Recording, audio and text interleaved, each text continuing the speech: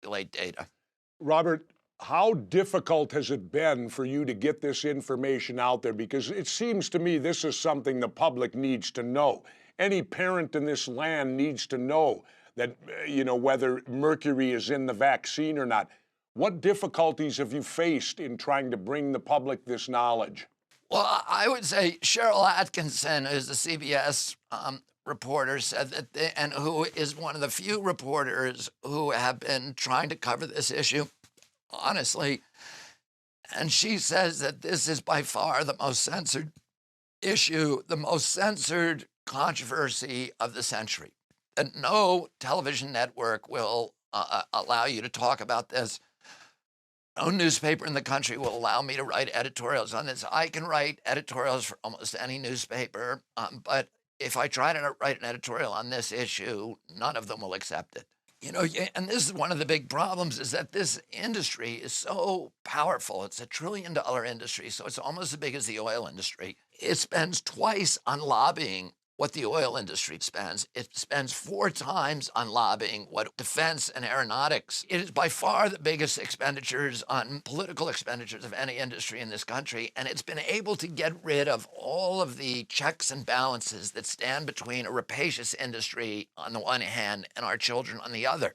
The politicians have been bought off. The press, I ate breakfast last week with the president of a network news division, and he told me that during non-election years, 70% of the revenues, of the advertising revenues for his news division come from pharmaceutical ads.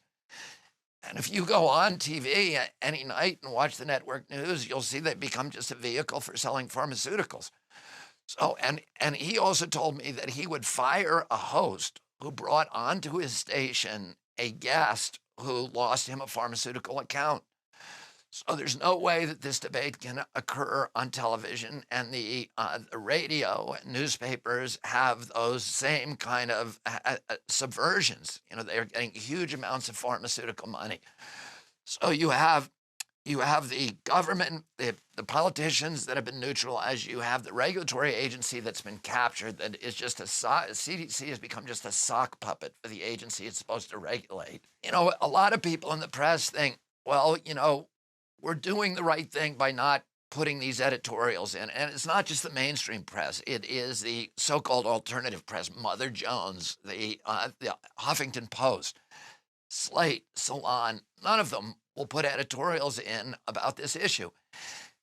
And they're convinced, first of all, they say, well, the science has been debunked. But none of them, not one reporter in this country, not one reporter can tell you a single scientific study that they're relying on for that statement.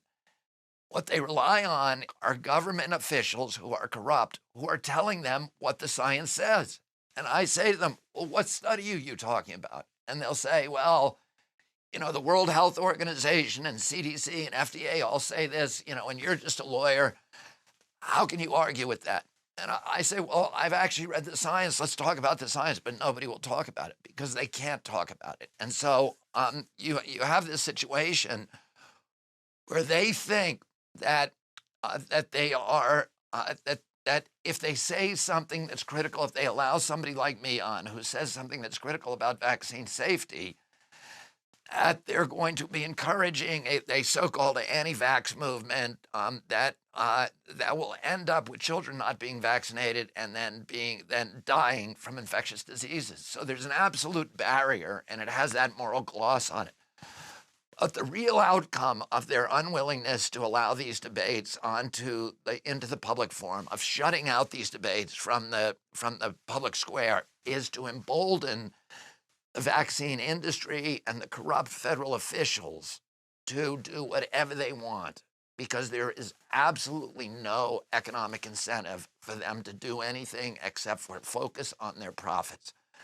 So they're not focused on safety. They're completely focused on profits. And we have the sickest generation in American history today as a result of that.